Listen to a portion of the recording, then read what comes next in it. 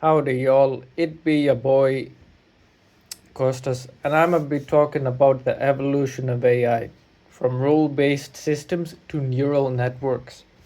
So, firstly, y'all, welcome to this fascinating journey through the evolution of artificial intelligence. Today, we're going to explore how AI transformed from rigid, logic based systems to the flexible, learning based neural networks that power today's most impressive AI applications. This isn't just a technical story, it's a tale of human ambition, spectacular failures, and eventual triumph that spans over 6 decades. As you can see on the screen, we'll be traveling through from the structured world of rule based systems on the left to the interconnected realm of neural networks to the right. Our timeline stretches from the 1960s all the way to today.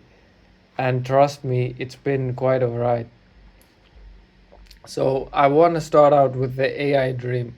So, our story begins with a simple but profound question posed by Alan Turing in 1950. Can machines think?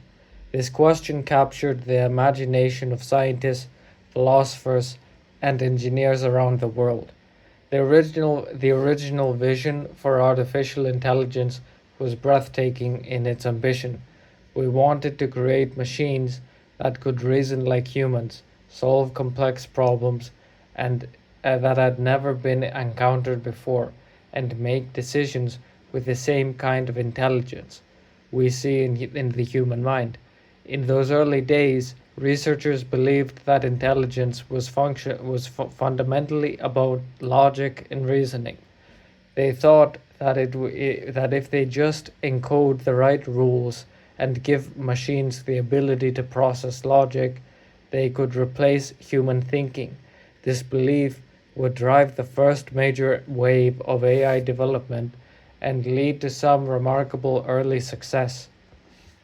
So, what are rule based systems? So, what exactly are these rule based systems that dominated early AI? Imagine trying to capture human expertise by writing down every single rule that an expert follows when making decisions. That's essentially what rule based AI systems were. Computer programs built around hundreds of thousands of if then statements. The structure was beautifully simple. You had a knowledge base filled with facts and rules, and an inference engine that could apply those rules to new situations.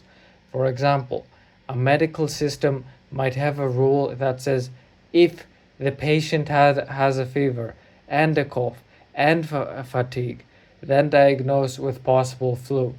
These systems were deterministic, meaning they could always give the same answer to the same input, and they rely entirely on human experts to provide all the knowledge they contained. Every piece of logic had to be explicitly programmed. The computer couldn't learn or discover anything on its own. So, now we enter the expert systems era. The 1960s and 70s marked the golden era of what we call expert systems, and two pioneering programs proved that this approach could actually work in the real world. The first was Dendrol, created at Stanford University in 1965. Dendrol tackled the incredibly complex problem of chemical analysis, specifically figuring out the molecular structure of unknown compounds based on mass spectrometry data. This was extraordinarily difficult work that required deep expertise in chemistry, and yet Dendrol could match the performance of skilled human chemists. Around the same time, another Stanford team was working on Mycin, a medical diagnosis system focused on bacterial infections. Mycin was remarkable because it contained over 600 rules about infectious diseases that could recommend antibiotics with accuracy that rivaled medical specialists. What made these systems truly groundbreaking wasn't just that they worked, but they worked well enough to be used in real laboratories and hospitals. They proved that AI could move beyond academic curiosity to become genuinely useful tools. Now, how expert systems worked. Let me walk you through the inner workings of how of these expert systems, using Mycin as our example. The architecture was elegant in its simplicity. At the heart of the system was the knowledge base, which contained all the medical facts and rules that had been carefully extracted from the human experts through countless interviews and consultations. Then there was the inference engine. Think of this as the reasoning brain of the system that could take the rules and apply to specific patients' systems. Finally, there was a user interface that allowed doctors to put patient information and receive recommendations. Here's what made Mycin special. It didn't just give yes or no answers. Instead, it worked with uncertainty, assigning confidence levels to its recommendations. A typical Mycin rule might say if the patient has bacteria in their blood and they're allergic to penicillin, then recommend erythromycin with 80% certainty. The system could even explain its reasoning, walking doctors through the logical chain that led to this recommendation. This transparency was crucial for building trust with medical professionals. Now we enter the golden age of expert systems. By the 1980s, expert systems had become a massive commercial success, the industry worth over $2 billion, and it seemed like every major corporation wanted their own expert system. Digital Equipment Corporation created R1, also known as XCON, which configured computer orders and saved the company millions of dollars by reducing errors. Prospector helped geologists find mineral deposits, while Garvan ES1 provided automated analysis of medical laboratory results. The promise was intoxicating. Imagine having the world's best 24/7 systems available, never getting tired, never forgetting important details, and always applying their knowledge constantly. Companies were convinced that expert systems would revolutionize every industry, bringing expert level decision making to problems that had never been systematically addressed before. The enthusiasm was so great that some predicted we'd soon have expert systems running everything from manufacturing plants to financial markets. Now, the limitations emerge, but as expert systems grew more ambitious, problems began to emerge. The first and most serious issue was that researchers called the knowledge acquisition bottleneck. Is it getting expertise out of human experts and into computer systems turned out to be incredibly difficult. Experts often couldn't articulate why they made certain decisions. Much of their knowledge was intuitive, built up over years of experience. Even when they could explain their reasoning, translating that into precise if then rules was a nightmare.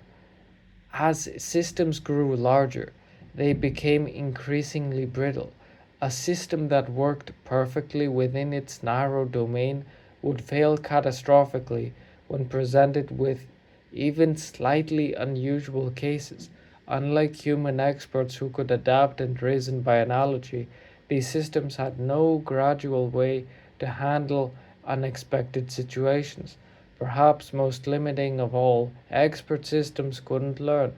Once built, they were static. They couldn't improve from experience, discover new patterns, or adapt to changing conditions. Every update required human programmers to manually modify the rules. Now we enter the first AI winter. By the late 1980s, The limitations of expert systems had become impossible to ignore.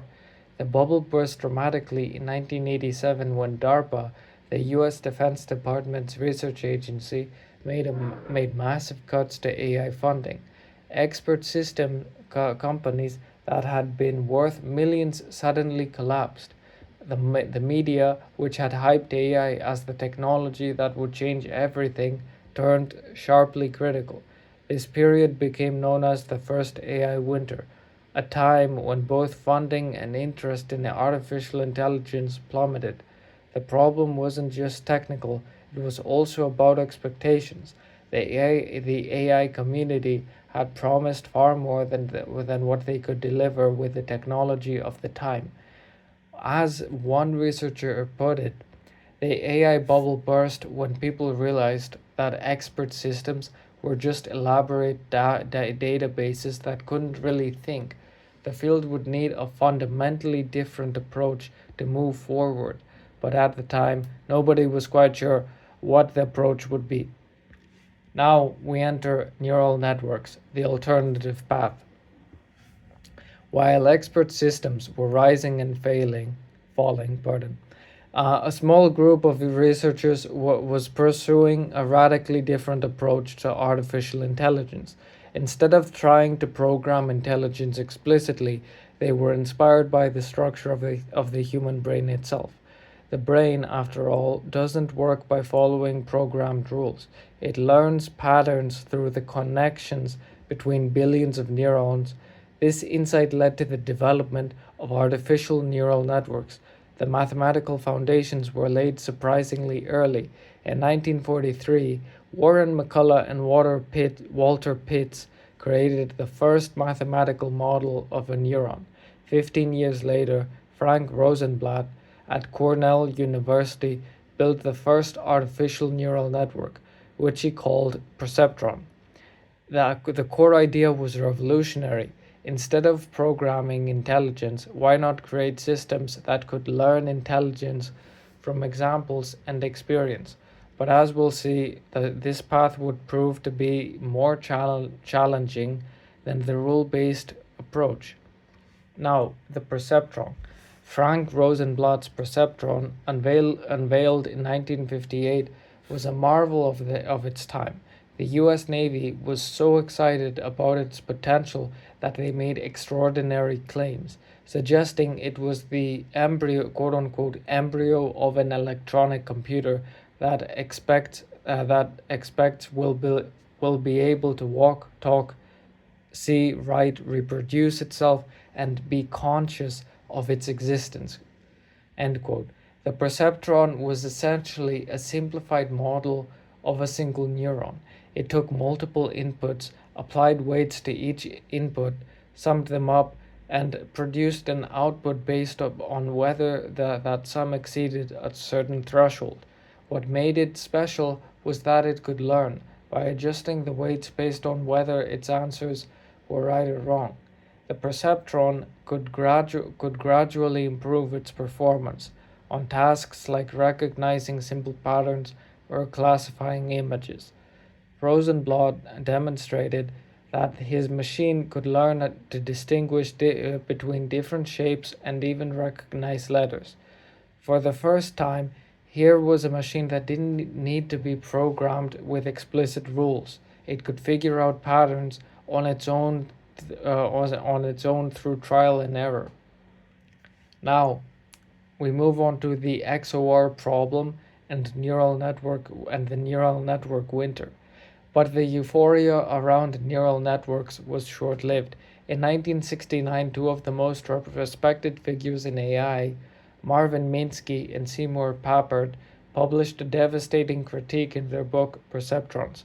They proved mathematically that single-layer neural networks like Rosenblatt's perceptron had fundamental limitations.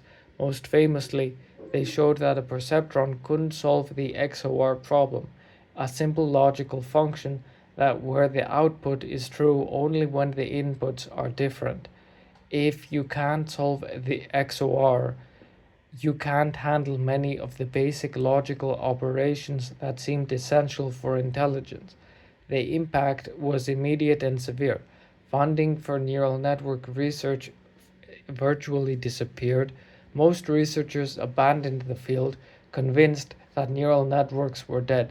For nearly 2 decades, neural networks were neglected to obscurity while the AI community focused on symbolic approaches like expert systems. It seemed like the brain inspired approach to AI had been definitely proven inferior. However, there is the hidden solution.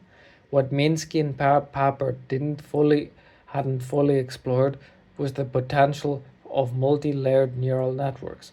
While single-layer networks couldn't solve the XOR, adding just one hidden layer between the input and the output made it possible to solve XOR and many other complex problems. The key insight was that hidden layers could learn internal representations. They could discover features and patterns that weren't visible in the raw input data. But there was a catch. Nobody knew how to train these multi-layer networks. The learning algorithm that worked for single-layer perceptrons didn't extend to deeper networks. The problem was was what researchers called "quote unquote" credit assignment. When a multi-layer network made an error, how could you figure out which neurons in which layers were responsible? How could you adjust the weights in the hidden layers when you only knew what the final output should be? This was the fundamental puzzle that kept neural networks in the wilderness for nearly 2 decades. Now, the backpropagation breakthrough. The solution came in 1986 with a paper that would revolutionize AI. Learning Representations by Backpropagating Errors by David Rumelhart, Geoffrey Hinton, and Ronald Williams. They presented the backpropagation algorithm which solved the credit assignment problem elegantly. Here's how it worked. You would first run data forward through the network to get an output, then calculate how wrong the output was. The genius was in the second setup. You could propagate that error backward through the network layer by layer using calculus to determine exactly how much each weight contributed to the final error. Then you could adjust each weight proportionally to reduce the error. It's worth noting that versions of this algorithm had actually been invented earlier, but they weren't widely known or properly applied to neural networks. The 1986 paper changed everything by clearly demonstrating how backpropagation could be used to train deep neural networks on real problems. Suddenly, researchers had a practical way to build learning systems with multiple layers of hidden neurons. Now, neural networks rise again. The publication of the backpropagation paper triggered an immediate renaissance in neural network research. Conferences that had been sparsely attended suddenly overflowed with researchers eager to explore this new approach. What made neural networks so appealing compared to expert systems? First, they could learn from data rather than requiring experts to articulate their knowledge in explicit rules. Second, they excelled at pattern recognition tasks that were nearly impossible to program by hand. Third, they degraded gracefully. Unlike expert systems that failed catastrophically outside their domain, neural networks could handle noisy or incomplete data reasonably well. Fourth, they could automatically extract features from raw data, discovering patterns that human experts might never have thought of. Finally, they were adaptable. As new data became available, the networks could continue learning and improving their performance. After years of struggle with the limitations of rule-based systems, researchers finally had a technology that seemed to capture something closer to the flexibility and robustness of biological intelligence. Now, early neural network success. The first real world success came in 1989 when Jan LeCun at Bell Labs applied backpropagation to a practical problem. reading handwritten zip codes for the US Postal Service. LeCun's innovation to design a special type of neural network called convolutional neural network, or CNN, which was specifically structured to handle images. The network learned to recognize digits by examining thousands of examples of handwritten numbers, gradually developing internal representations that could distinguish between different digit shapes. This wasn't just an academic exercise. The Kunz system was actually deployed by the Postal Service to automatically sort email, processing millions of envelopes and significantly speeding up mail delivery. Other successes followed rapidly. Researchers proved the universal approximation theorem, showing that neural networks could, in theory, approximate mathematical function. Recurrent neural networks were developed to handle sequential data like speech and text, and by the 1990s, it was clear that neural networks weren't just a curiosity, they were a genuinely powerful approach to machine learning. Now, the second AI winter and recovery. But neural networks faced their own challenges in the 1990s and early 2000s. Despite theoretical breakthroughs, practical limitations remained significant. Training deep networks was computationally intensive, and the computers at the time weren't really up to the task. Deep networks also suffered from the vanishing gradient problem. As you tried to train very deep networks, the learning signal would become weaker and weaker as it propagated backwards through the layers. For many practical applications, simple machine learning techniques like support vector machines actually worked better than neural networks. The field entered what some called a second AI winter, though it was less dramatic than the first. However, gradual progress continued throughout this period. In 1997, Steb Hochreiter and Jürgen Schmidhuber invented LSTM networks, which solved the memory problem in recurrent neural networks computer graphics cards. Originally designed for rendering video game graphics, began to be used for neural network training, providing massive parallel processing power. By 2006, Geoffrey Hinton had coined the term deep learning and was showing that very deep networks could be trained effectively with the right techniques. Now, the deep learning revolution. Everything changed in 2012 with a moment that many consider the beginning of the modern AI era. At the ImageNet competition, an annual contest to see which computer vision system could most accurately identify objects in photographs, a deep learning system called AlexNet achieved a stunning breakthrough. It reduced the error rate from 26% to 15%, a massive improvement that left traditional computer vision approaches in the dust. AlexNet's success wasn't just about having a better algorithm, it was the result of a perfect storm of technological advances. First, we finally had success to truly big data. The internet had generated massive datasets of labeled images that were perfect for training neural networks. Second, the advent of GPU computing provided the computational power needed to train very large networks.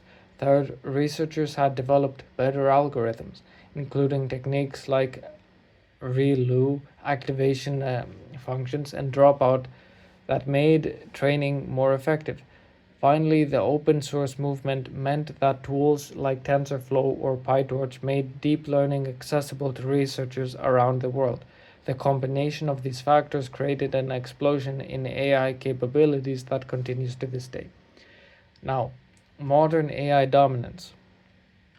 Today, neural networks power virtually every major AI application you can think of. In computer vision, deep learning systems can identify objects, recognize faces, and even generate photorealistic images from text descriptions. In natural language processing, models like GPT and BERT can write essays, answer questions, and translate between languages with remarkable fluency. Game playing AI has mastered chess, Go, and complex video games, often discovering strategies that human experts had never considered. Autonomous vehicles use neural networks to interpret sensor data and navigate complex environments. The transformation from rule based to learning based AI is complete in most domains. Where we once programmed explicit rules for every situation, we now provide neural networks with examples and let them discover the patterns. Where we once struggled to capture human expertise in computer systems, we now have AI that can match or exceed human performance. In many specialized tasks, the shift from programming intelligence to learning intelligence has fundamentally changed what's possible for artificial intelligence. And now, why neural networks won? So, why did neural networks ultimately triumph over rule based systems? These are four fundamental advantages that proved decisive. First, in data driven learning, instead of requiring human experts to articulate their knowledge in explicit rules, neural networks can learn directly from examples. This scales much better. The more data you have, the better the system becomes, without needing more human effort. Second is automatic feature discovery. Rule-based systems required humans to identify the relevant features and patterns, but neural networks can discover these functions automatically, often finding patterns that humans never would have thought to look for. Third is generalization. Neural networks can handle variations, noise, and edge cases much more gracefully than rule based systems. They don't break catastrophically when encountering something slightly outside their training domain. Finally, there's end to end optimization. In rule based systems, every component had to be designed separately, but neural networks can optimize the entire system jointly for the final objective. This can lead to better overall performance than systems built from handcrafted components. Finally, the hybrid future. Interestingly, the future of AI isn't about networks completely replacing rule-based approaches. Instead, we're seeing the emergence of hybrid systems that combine the best of both worlds.